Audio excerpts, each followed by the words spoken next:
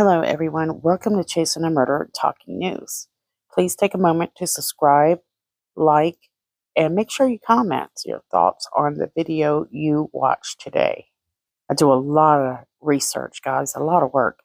And this way you can support the channel if you like seeing this content. You can also donate to my Patreon page at Chasing a Murder.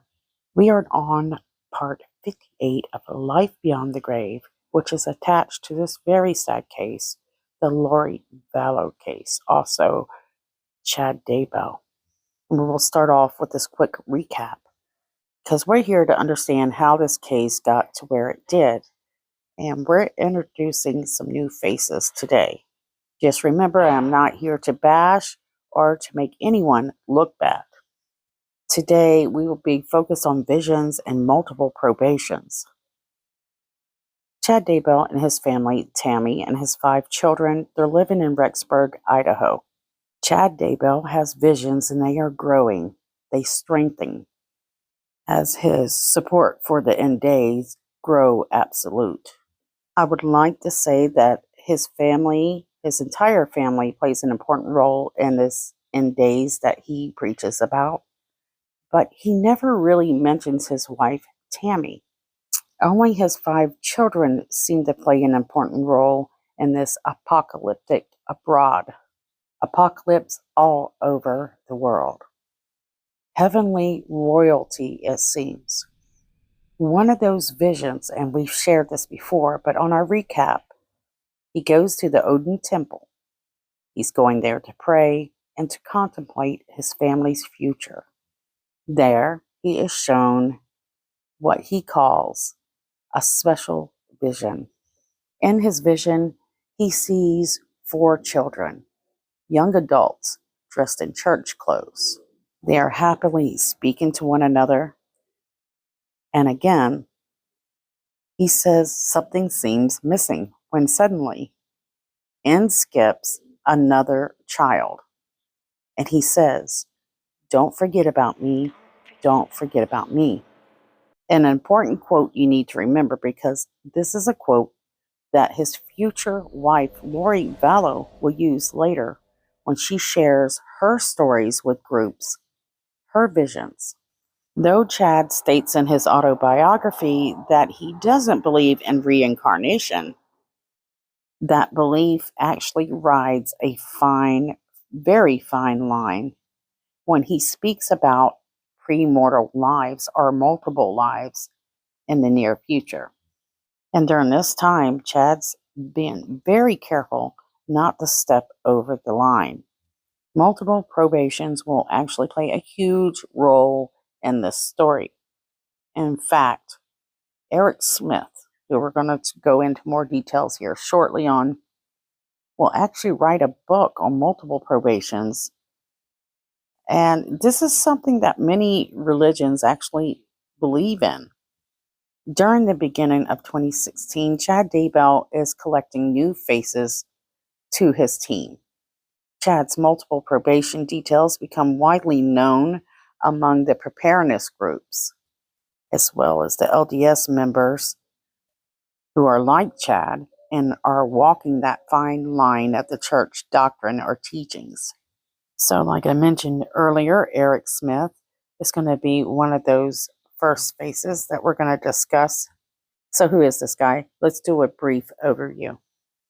According to Eric, he worked for Geographic Information Systems, a consultant in East Idaho. He has operated his own business since 2009. He received his Bachelor's of Science degree in the University Studies from BYU, Idaho in 2004. And earned his Master's of Science degree in 2013. His hobbies included 10 years of mapping cemeteries. He also received training at FEMA's National Emergency Training Center in Maryland with a focus on mapping. 2016, he actually started a charitable organization called Mapping Hands Incorporated. This is important for those of you that take this very seriously. He studied Biblical Hebrew under Bruce Satterfield at BYU, Idaho. learn about him. I don't have time to go into him, but trust me, they get a lot of information and a lot of their thoughts from this guy. Around 2013, he started a blog called Doctrinal Essays. According to Eric, he said he and his wife began reading near-death experience books. So it's probably how he comes to know Julie Rowe. Together, they find most of them to be authentic, as if they are able to figure out what's real and not. And what really draws them in is the depictions of the future events, heavenly experiences. This is very touching for them. Through those experiences, Eric finds the passion for writing. It's 2014 that he says he begins to intensely desire greater understanding of the gospel. That's when he starts studying and writing and researching. And he says he's feasting on the words of Christ. I want to say obsessive. He mentions that Elder Bednar encouraged members of the church to sweep the earth with messages, filled with righteousness and truth. How? Through social media. From there, he says Elder Nelson encouraged members to learn for yourselves who you really are. Also, to talk to your Heavenly Father in the name of Jesus Christ and ask how He feels about you and your mission here on earth. And Eric describes that he actually takes with him a very serious aspect from Elder Bednar. And later, he will actually incorporate a lot of what he researches into his scripture research. And guess where? On podcast with Julie Rowe. And in 2016, he teams up with Spring Creek Book Company as an editor, seeking to gain experience in the writing industry. So, whose book company is this? Well, it's Chad Daybell's. According to Eric, this ultimately leads to the writing of Rising Above the Flames with Julie Rowe a year later, 2017. Eric starts talking with Chad Daybell. He starts to support a lot of his belief systems, including past lives, his visions of the future that he writes in the books. He also is very familiar with the fact that Chad predicts that his wife Tammy is soon to pass away. He was told by vision. But Chad's multiple probation details become widely known. Okay, so this is what he says. And you got to remember that Eric also is a supporter of premortal existence and probation. He says that he believes there are many good fruits to believe in when you speak about past lives. Fruits are good for him, but he says Chad and Lori's fruit is bad because of the way that they apply certain knowledge. Now, something that we're not talking too much about right now is the fact that marriages are breaking apart. People are messing around on one another. And they're also, for instance, the past lives suggest that some of these people within this group have been married to one another in past lives. This is polygamy on a different level. What we did learn is Eric says it's around this time that Chad is using his pendulum to confirm Eric's visions as truth. This is according to an interview Eric does, but he never really elaborates what those truths are. He will also claim that he still believes in these ideas and says that Chad and Lori use these ideas for evil, but not everyone does.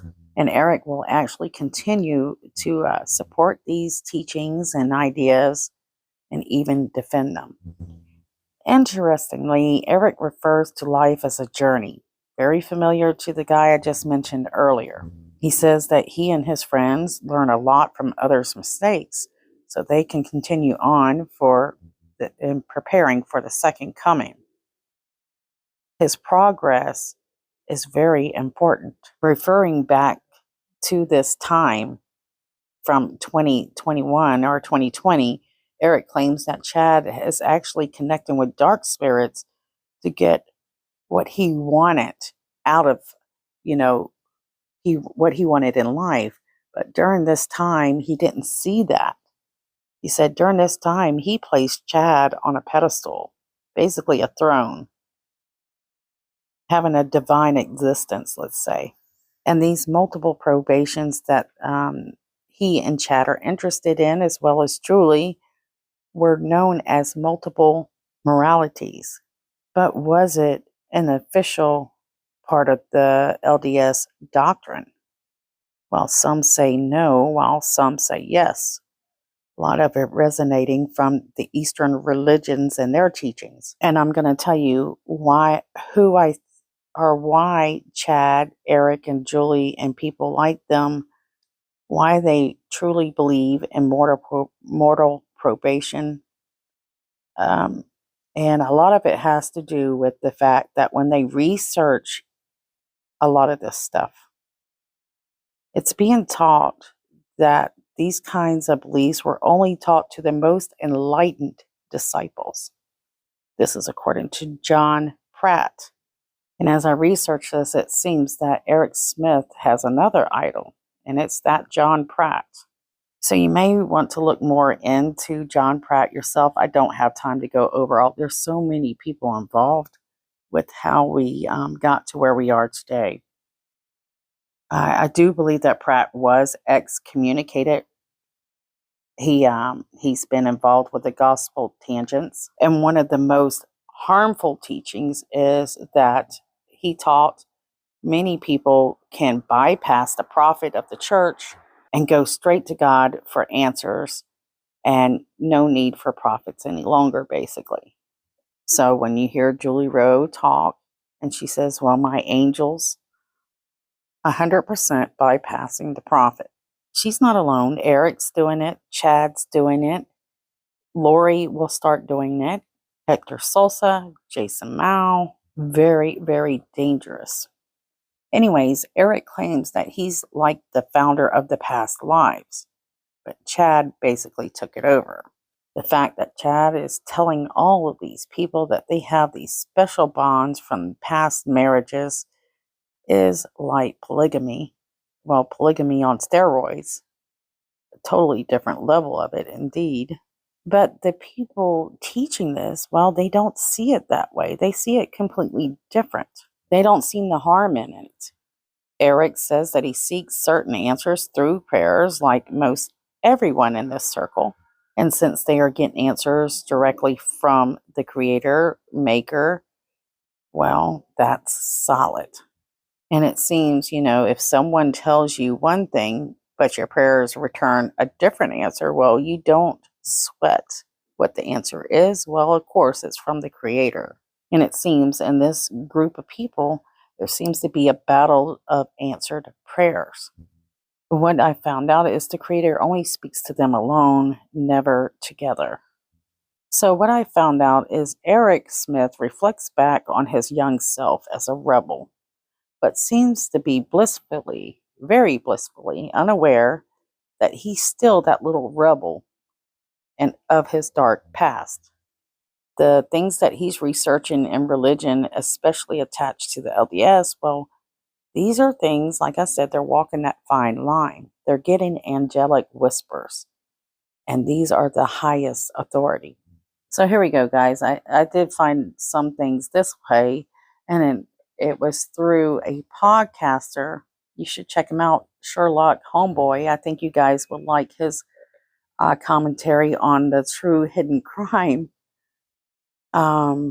interview of Eric Smith and Julie Rowe. And one thing he said that I agreed with is, why in the heck would you, well, he's speaking about Eric, continue to listen to Julie or Chad when you can get all your answers from God himself?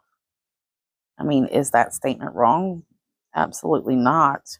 Eric feels that Chad Daybell is getting inspiration from the Lord himself, especially to get that kind of following that he had. I mean, how could Chad get so many people to follow him if it wasn't true? especially to get that kind of following. Eric admits there is a significant following. He couldn't make up stuff and get the following he had. I don't think, he says. Eric believes that people in general can recognize the truth. Now, I'm not been able to research this, and I'm sure other people have. They mention a guy by the name of Joel Gervine. I hope I said that right.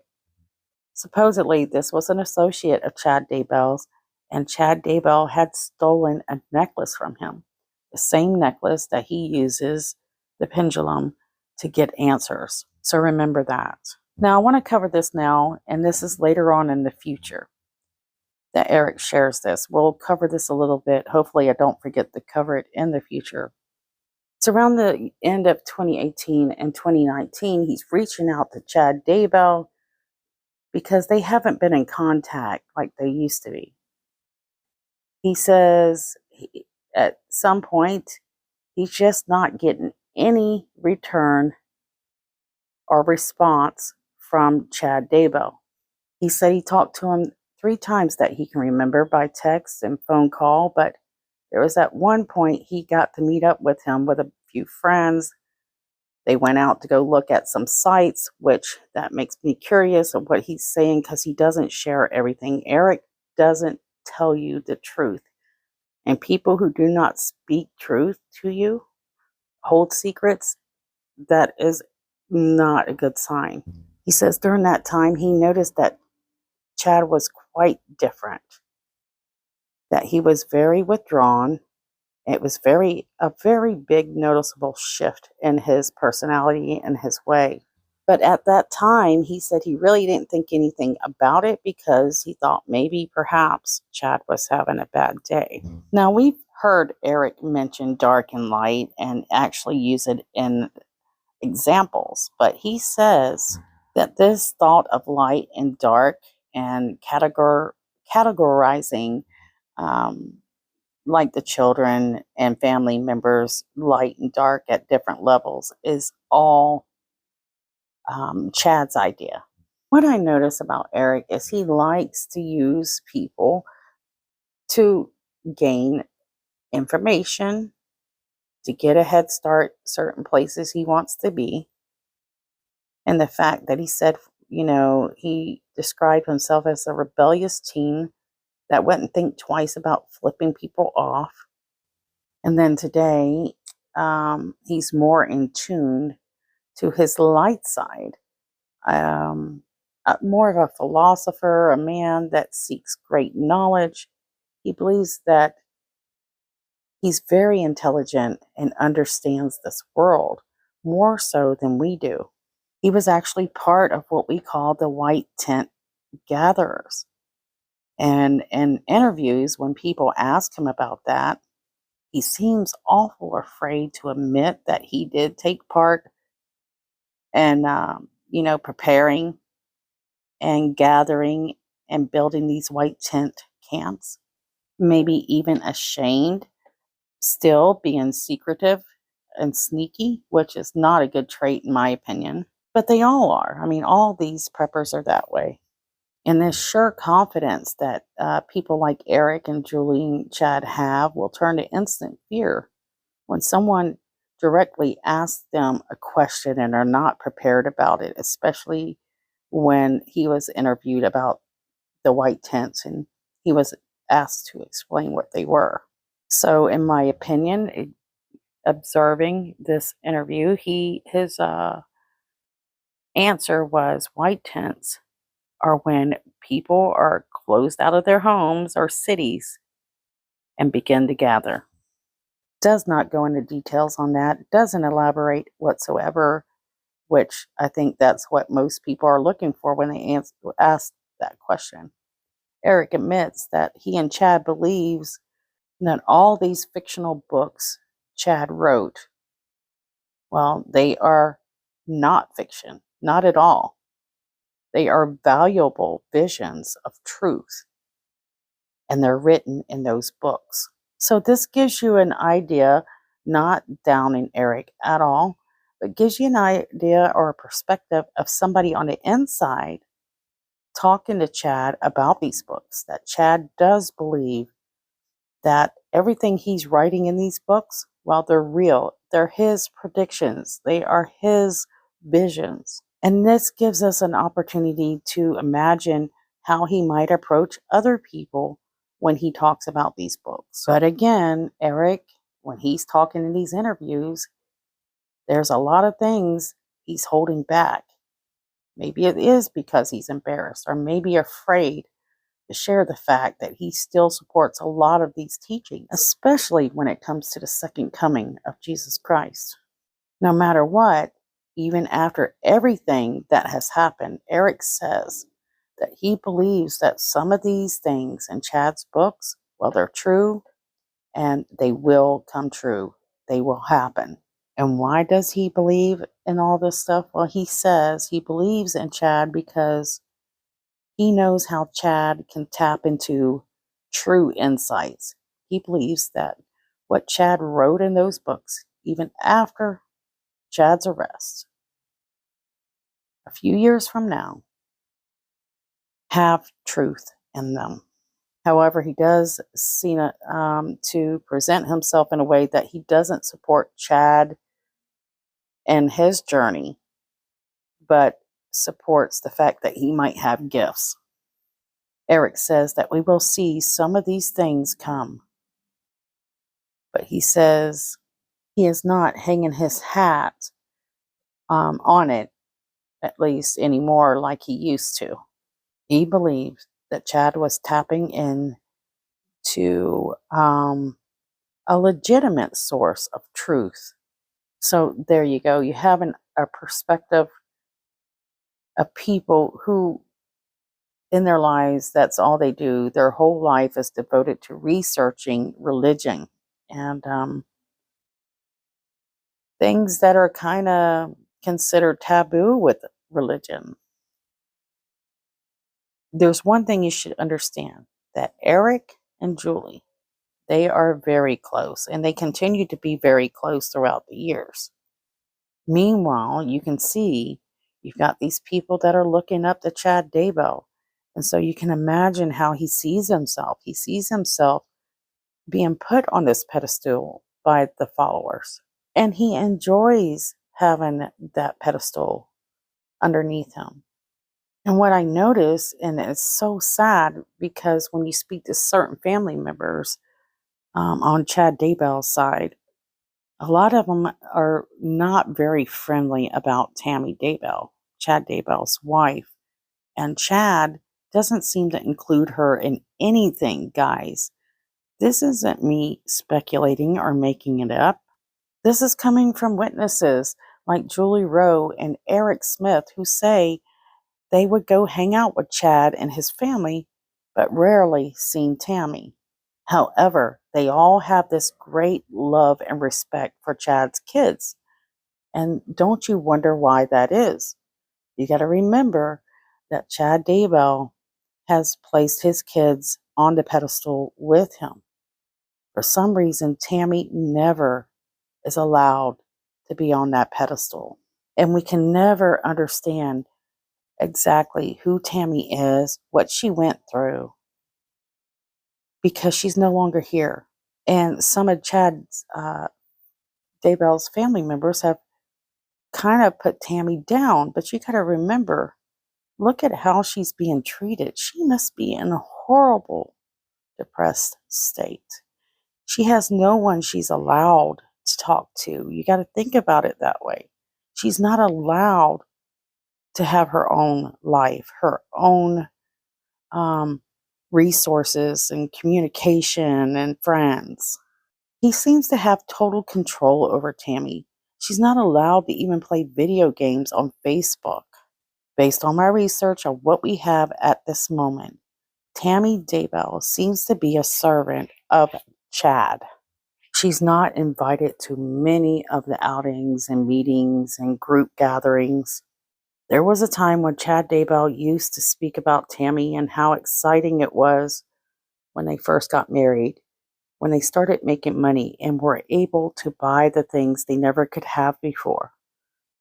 Food, special little treats, And Chad started gaining a lot of weight during that time. And at the very start of his life, where they're first having their children, he speaks about her. He prays for her. But she sacrificed her entire life to make Chad Daybell happy. And the saddest part about this is the fact that these kids were raised to see Tammy as not as a great mother or a great wife. She was there to serve. And I hope that there will be more people that will come forward and share what they know about Tammy Daybell. And I hope that no more family members come out and, bash people who talk good about Tammy Daybell, because she's kind of in a domestic violence situation. Though it wasn't physical, it was mental. Chad used his gifts to manipulate, torture, and take away any happiness that woman could have had. All right, guys, I need to end it here because I can get pretty emotional on this one. I'm probably just not even making sense anymore. So this is the end of part 58 of Life Beyond the Grave. Before we go, please take a moment to show your appreciation for the work that I do by liking, subscribing, and share, guys. Share, especially those of you who are learning for your own reasons. I appreciate your help. And also, you can donate to my Patreon at Chasing a Murderer. So you can donate there and help support new content. Right now, I think I'm making less than a penny an hour, and I've worked on this video all week. Thank you to those who have donated to the Patreon. Thank you to those who have subscribed and liked and comment. I love you guys. Thank you so much. Most importantly, please share the faces of the missing, the stories of those who are stuck. They have no answers, and their loved ones have gotten nothing. Take a moment to check out Jasmine Robinson's story today. Love you guys, and I'll